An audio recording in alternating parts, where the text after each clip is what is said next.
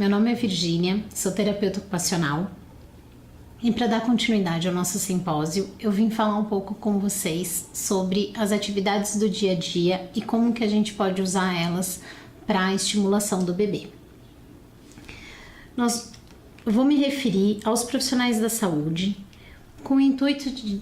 porque esses profissionais são os profissionais que estão no dia a dia com o bebê prematuro e que passando muitas orientações para os pais, né, em relação à troca de roupa, ao banho, alimentação, mas também muito aos pais, porque são eles que vão estar no dia a dia fazendo as atividades. Eu sei que a chegada de um bebê é um momento de muita mudança. E quando a gente fala de rotina e de estimulação no primeiro ano, principalmente para quem sabe já o trabalho que isso dá, então para as mães de segunda viagem, né, ou para os profissionais que sabem que quantas mudanças nós temos e quantas atividades nós temos que fazer, fica pensando como colocar mais estimulação, mais atenção a esse bebê do que já é dada.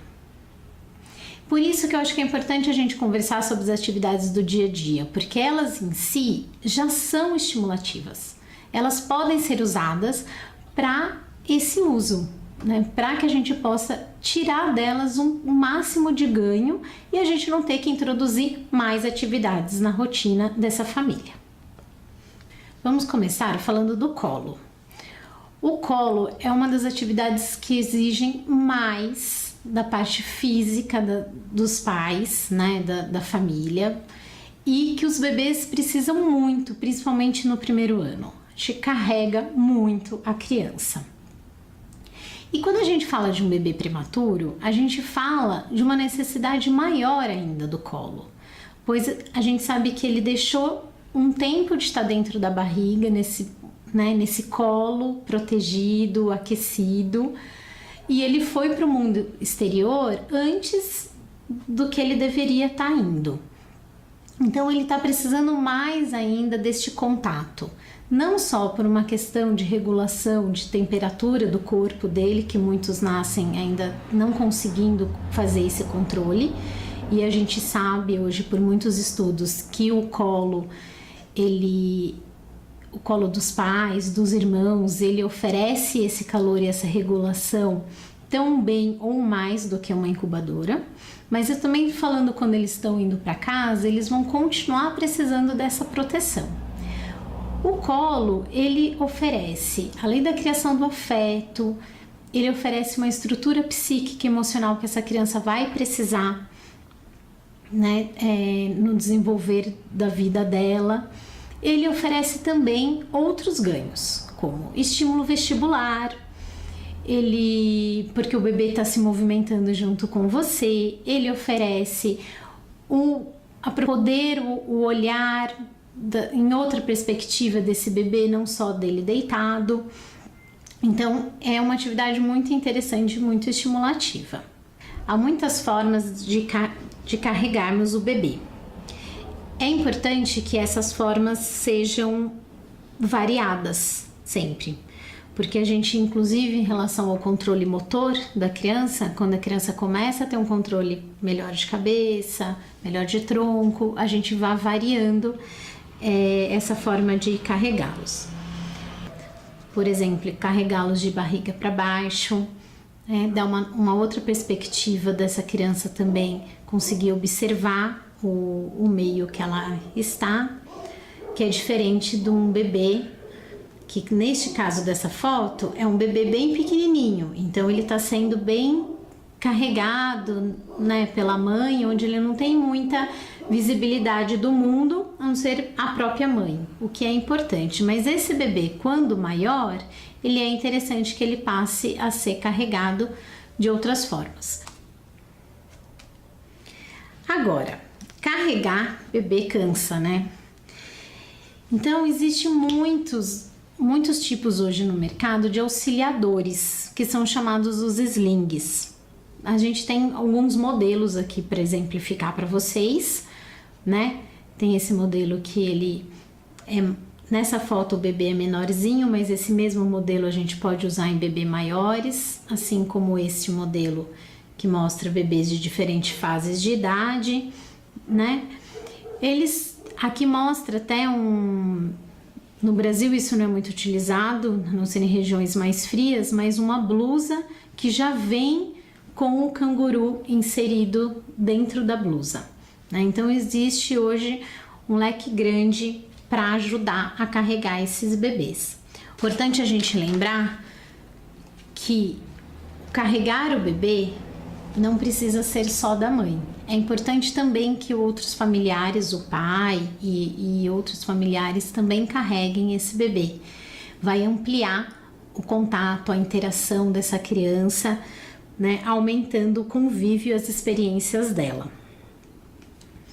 Outra coisa interessante em relação ao colo, e falando também dos carregadores, é que eles podem servir para que a gente utilize ele nas nossas rotinas em atividades que a gente precisa das mãos livres. Então, assim, se eu preciso responder um e-mail, preciso fazer um trabalho, eu não preciso necessariamente deixar esse bebê sempre no berço ou no carrinho. Eu posso deixar ele comigo, né?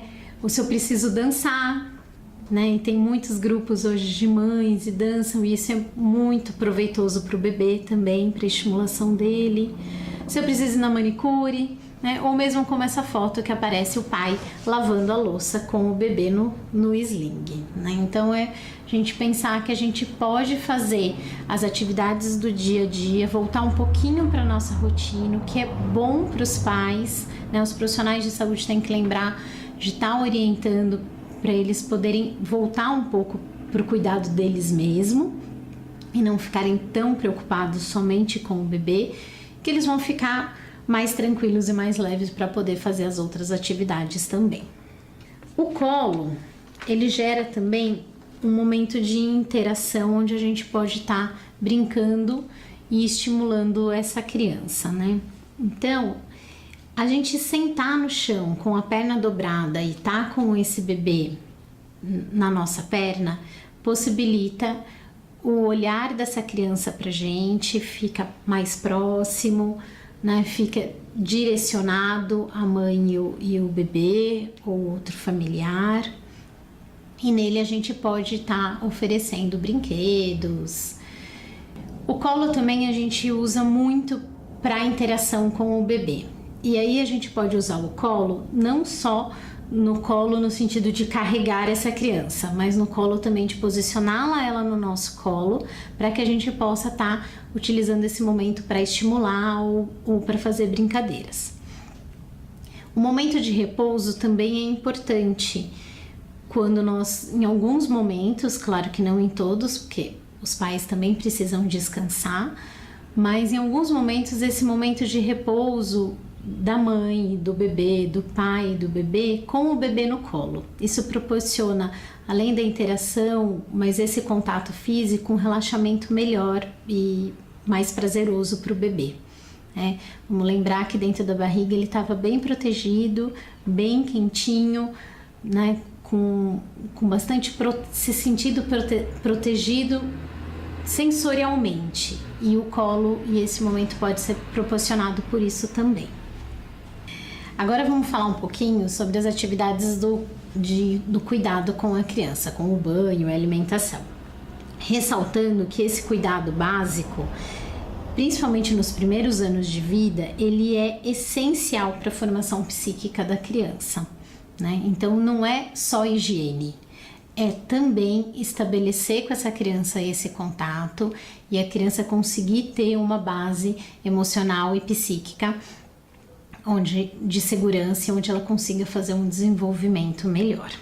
O banho, temos vários tipos. A gente tem o banho na banheira, o banho no chuveiro, o banho no balde. Importante, a diferença entre eles, o importante é que esse banho seja prazeroso, que essa criança esteja confortável, a criança e os pais, né? E que seja um momento relaxante e de prazer. Não é para ser um momento de choros e de angústia para essa criança, como algumas crianças apresentam, por exemplo, logo no início, logo que nascem, quando vão tomar banho na banheira, somente com o apoio do braço e dá uma insegurança gravitacional nessa criança grande, ela entra em espasmos, né, e entra no choro. Fica uma atividade muito ruim, tanto para quem está dando como para a criança. Hoje em dia nós temos muito acessórios para banheira que podem diminuir essa insegurança da falta do apoio, né, e no meio da água que essa criança sente. Temos aqui uma almofada que praticamente enche a banheira inteira. Temos 2 tipos de redinha que eu estou mostrando na foto, que além de dar essa segurança para a criança, ajuda os pais a terem os braços mais livres e poder aproveitar essa atividade do banho também para poder brincar, estimular e curtir melhor este momento. Aqui nas outras fotos eu demonstro como é feito o banho no balde. Então tá mostrando aqui o bebê enroladinho no pano, também como um meio inicial de colocar esse bebê no balde sem essa insegurança de quem tá envolvendo e quem tá segurando este bebê. Fora esses auxílios, né, pro banho, a gente pode usar alguns artifícios também, né, como vários brinquedos coloridos e aquáticos, cestinhas, livros, que a gente pode estar proporcionando para essa criança uma estimulação auditiva, visual, onde ela pode estar aproveitando também no momento do banho para ela estar se desenvolvendo em relação ao vocabulário, a conceitos, a estimulação tátil. E falando da estimulação tátil, como é um momento que a criança está ali sem roupa, o uso de buchas, como essas aqui, né, de texturas diferentes, essa do sapinho tem uma outra textura, também pode proporcionar para a criança uma estimulação, onde ela vai vivenciar no corpinho dela texturas diferentes, não só aquela da roupa, né, que ao qual ela está sendo mais exposta. Agora, essa atividade do banho ou qualquer outra das atividades, o que elas podem enriquecer muito a criança é em relação a conceitos, vocabulários e interação. A criança pode não demonstrar esse aprendizado imediato, né? Mas ela vai absorvendo e acumulando esse aprendizado de tudo que a mãe fala, de todas as expressões do rosto, de toda a conversa, de todos aqueles objetos que são mostrados e denominados a ela. Então tudo isso no momento do banho é um momento também muito próximo que você tá com a criança e que pode estar sendo sempre lembrando aos pais de estarem aproveitando esses momentos. Outra atividade que é muito feita é a troca de fralda e de roupa. Uma coisa que não é muito pensada pelos pais e que acho que é importante os profissionais da saúde poderem estar orientando é a posição que o adulto fica em relação à criança nessa hora da troca da fralda ou da roupa. Estando de frente para a criança, a gente consegue um contato visual melhor dessa criança e uma interação melhor. A gente também pode usar o cantar, né, o contar histórias, o conversar com ele, fazer muitas caras e caretas, mas é um momento também que para as crianças que estão com mais dificuldades de ter essa interação, de estabelecer esse contato, pode usar também neste momento alguns recursos que chamem a atenção, como um óculos colorido, uma tiara, né, de carnaval. Então, alguma coisa que você possa, os pais usarem para que essa criança tenha mais interesse em estar olhando, em estar observando e melhorando o contato. Durante o momento da troca de roupa, e nesse momento que essa criança tá sem roupa, né, tem outras atividades também, outros estímulos que são interessantes estar proporcionando para a criança, né? Como um momento de estar permitindo a exploração do próprio corpo. Nós falamos muito de estar na frente da criança para estimular esse olhar, para que a criança possa estar interagindo, melhorando essa interação. Mas também é interessante, em alguns momentos, alguns brinquedos e alguns estímulos do lado, porque a gente consegue estar proporcionando o interesse da criança em estar indo buscar para um lado, para o outro, no rolar, então aí no desenvolvimento motor também dessa criança, né? Ela perceber que a mãozinha dela, o quanto ela alcança, qual é o tamanho desse bracinho, para que serve. Então a gente também pode estar usando essa estimulação, pensando neste momento ter algumas coisas do lado também, né? Agora uma coisa que eu acho que é importante a gente frisar é que todos esses estímulos ou todas essas ideias, né, essas estimulações que a gente está dando para a criança, se a gente der tudo ao mesmo tempo, algumas crianças vão se irritar, vão se cansar, vai ser muito estímulo.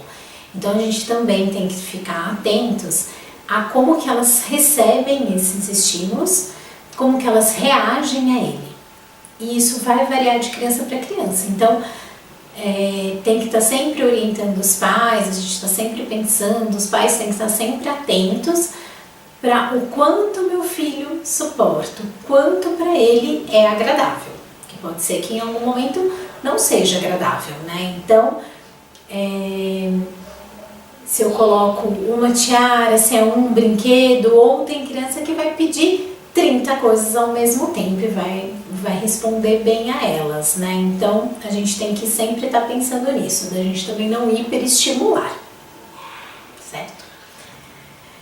Agora vamos falar um pouquinho da alimentação.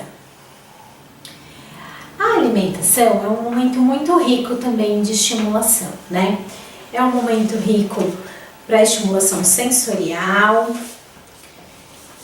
é um momento rico para estimulação tátil, visual, pelas cores, pelas texturas, também, né, olfativa, pelos cheiros, o paladar pelo gosto. E aí a gente tem que pensar na alimentação como duas frentes, né? A frente da nutrição, a frente de manter essa criança bem alimentada, nutrida, mas principalmente, né, até 1 ano de idade, que é a faixa que a gente está falando um pouquinho, a gente pode pensar que essa alimentação ela é muito mais do que a parte nutricional. Ela é uma parte mesmo de muito estímulo e muito conhecimento. A criança tem muitas vezes interesse, quer pôr a mão, ou algumas outras crianças não querem colocar, mas estão ali olhando, eles começam a se interessar pelo que os outros estão comendo. Então, assim, a gente pode usar esse momento para poder estar estimulando. E aí, a gente tem que pensar em algumas coisas. A primeira das coisas é aonde posicionar essa criança, né? Porque a forma como essa criança, o ambiente oferecido para ela é a forma que ela vai dar a resposta, né? Isso para todas as atividades que a gente conversou até agora. Mas, né, vamos pensar na alimentação. Então, se a alimentação é feita com a criança sentada no chão, brincando com os brinquedos, né, olhando alguma outra coisa, fazendo alguma outra coisa, e essa colher vem, vai para a boca, vai lá para fora, vem, vai para a boca, que interação que eu tenho nesse momento? Então, a questão, vamos começar pensando pelo mobiliário. Hoje em dia a gente tem uma gama enorme de mobiliários para a hora da alimentação, né? Você vai na loja, tem de tudo quanto é jeito. Uma coisa interessante para a gente pensar, claro, além de espaço, a forma como é a casa, né? Como é feito, é assim, se a gente vai... A maior orientação é que essa criança esteja na mesa mesmo, junto com a família, ou tendo acesso a este momento, o cadeirão acaba que sempre afasta um pouco. né? As outras cadeirinhas ajudam mais. Agora, o cadeirão também é muito útil, principalmente se é um momento você senta na frente, né? Estar com a criança também pode ser uma boa. A gente tem que sempre pensar que essa criança precisa estar bem posicionada, pensar no momento motor dela. Então, por exemplo, aquela primeira cadeirinha que eu falei, a indicação lá é a partir dos 5 meses na caixa, né? Mas a gente tem que ver esta criança, se realmente com 5 meses ela já fica bem, né? Tem alguns outros modelos de cadeirinha que a criança precisa bastante do controle de tronco, de cabeça, então precisa ver qual se encaixa. Uma outra questão da alimentação é a gente pensar nos utensílios que são usados.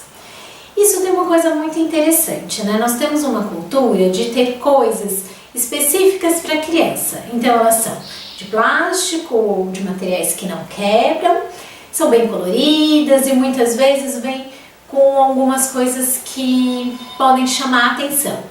Mas assim, o interessante para a criança é que ela possa ter uma variedade de instrumentos e que esses instrumentos tenham uma variedade de material e informações que ela ofereça. Então assim, se eu ofereço para minha criança tanto uma colher de plástico como uma colher de inox, né, assim, ou até de prata, elas vão ter pesos diferentes, elas vão ter temperaturas diferentes, elas vão proporcionar coisas diferentes para essa criança. Você bater na mesa uma colher de plástico é diferente de bater a colher de aço, né, inox.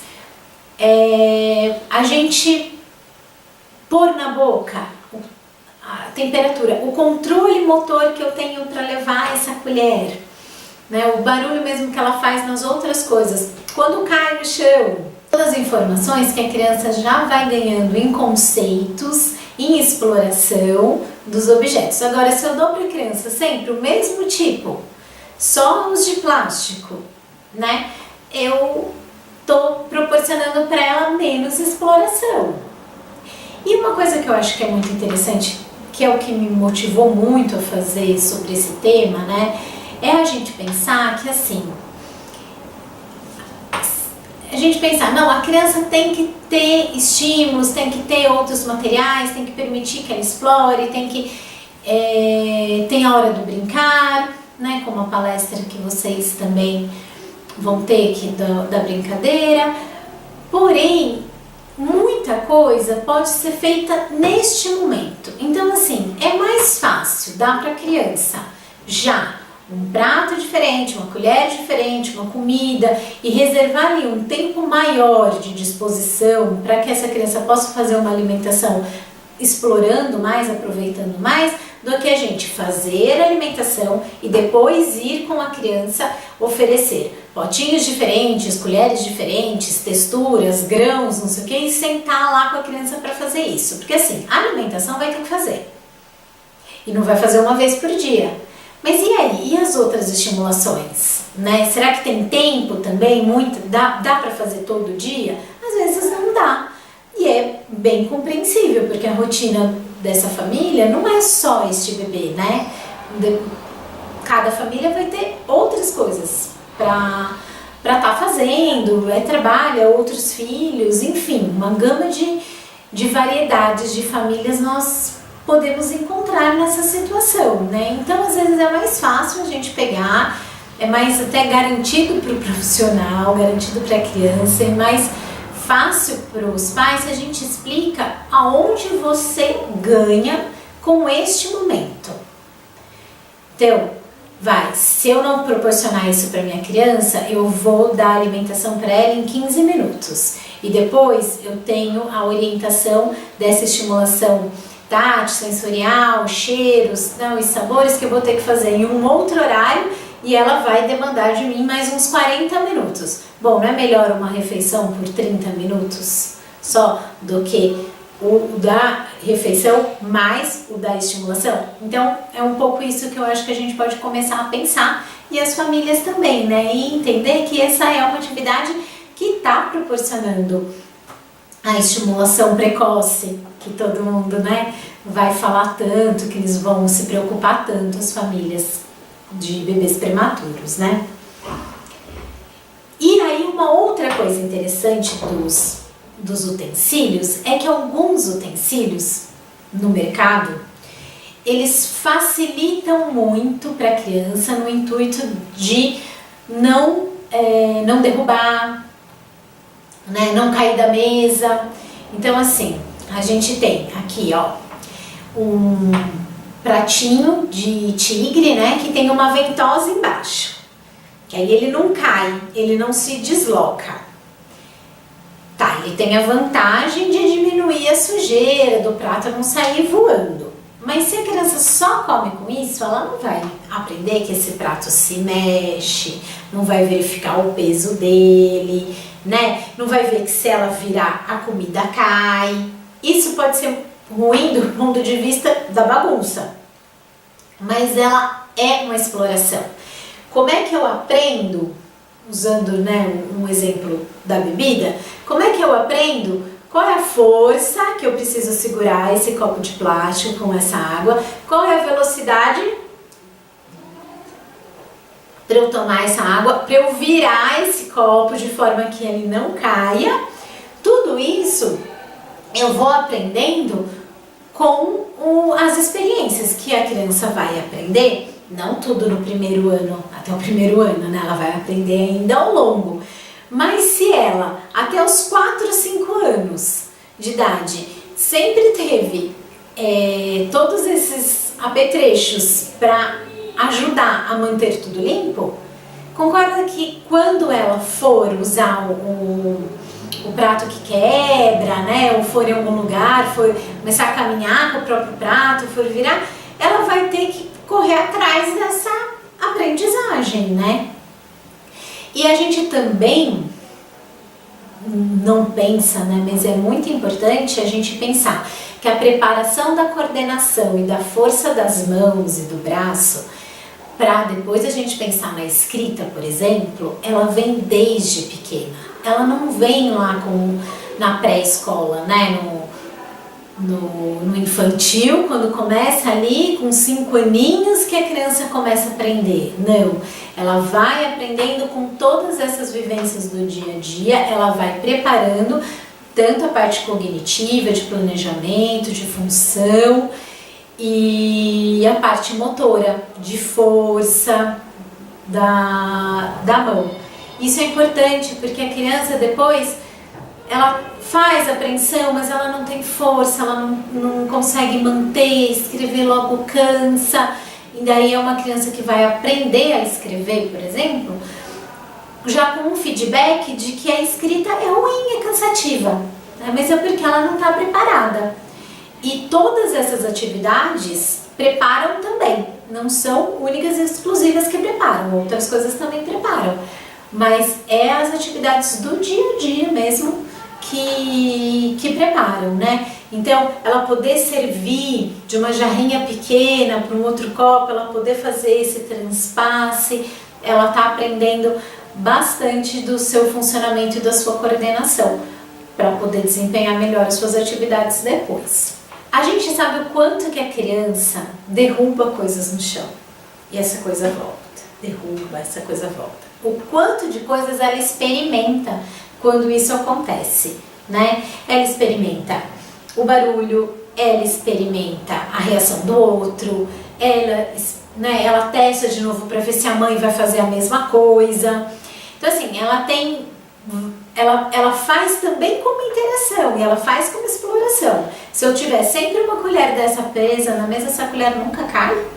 E aí, depois, como não cai da mão, né, é importante mesmo permitir que a criança possa fazer as suas explorações. Um pouco baguncentas na parte da alimentação, né? Mas faz parte do desenvolvimento dela, é importante. E quando a gente fala, quando a gente está pensando nessas atividades, no contexto da rotina, do dia a dia, como uma estimulação precoce, isso passa a ser realmente muito importante, né? Ela precisa realmente vivenciar. A criança não pode, toda vez que ela for receber alguma coisinha, para ela ir até a sala, poder comer de repente lá, ou andar da cozinha até um outro cômodo, alguma coisa assim, se ela sempre carregar nisso, ela não vai prestar atenção na marcha dela, né, de que isso vira. Tudo bem que a marcha, essa parte de sair carregando, a gente já tá pensando na criança um pouquinho mais velhinha, mas se essa criança sempre que manuseia, isso nunca cai, como é que eu treino segurar velocidade, força, né? Isso ali tá muito fácil, eu posso segurar de qualquer jeito, fazer de qualquer jeito, que não tem ação e reação, também não tenho essa aprendizagem, né? Outra coisa que eu queria chamar a atenção é que nessa idade a gente não pensa em faca, sim, mas a gente pode pensar na espátula de passar manteiga, né, passar patê, essa foto aqui primeira de cima, que ela pode servir para cortar, e ela corta bem, bolo, coisas macias assim, né, e a criança pode experimentar que isso se divide, que um que corta, ela pode explorar dessa forma, e é bem legal. E aí vai facilitar bastante a coordenação dela depois com o uso da faca mesmo, né? É uma forma até da gente prevenir que ela, quando for usar a faca, esteja tão inexperiente que se machuque. Então, mesmo dentro dessa idade de próximo de 1 aninho, a gente pode estar oferecendo esse material, né? Para mais para frente oferecer a faca. Em relação aos copos é a mesma coisa, eu acho, né? Tem copo, se a gente só oferece bico, canudo, com esse copo sempre tampado, eu não vou aprender o quanto que eu posso, qual é a vedação labial também que eu preciso fazer para que esse líquido não escorra. Então, quando eu viro com a sensação de molhado, que é gelado, o que aconteceu, e aí eu acabo também não explorando, né? Eu sei que para os pais, eu sei como mãe, inclusive, né? Que para os pais, às vezes não dá tempo de toda a alimentação, se deixar a criança se sujar, né? Que estão aí comendo com a mão, inteiros sujos, às vezes está muito frio, às vezes estão com pressa, muitas vezes não dá. Mas se a gente pensar que a alimentação é feita várias vezes no dia, né, todos os dias, em algumas a gente proporcionar isso com mais calma, já é bem válido para eles.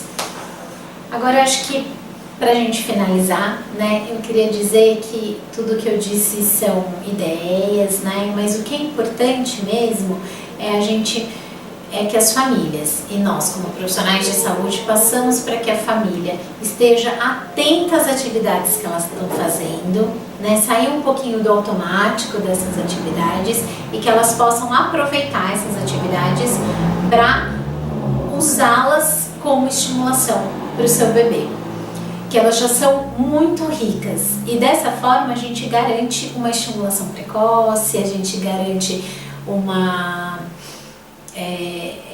um leque de coisas para esse bebê, sem intervenções, sem tantos outros horários, né? Então tem como a gente tá oferecendo essas coisas para a criança sem que a gente necessariamente inclua muitas coisas na rotina da criança. Tem algumas crianças que vão precisar sim de algumas outras coisas, que vão precisar de algumas intervenções, isso sim, mas de uma forma geral, para essas que precisam e para essas que não precisam, eles só vão sair lucrando com o olhar mais atento a essas atividades do dia a dia deles, e a gente poder proporcionar para eles isso com mais riqueza, né? Com mais atenção, tá bom?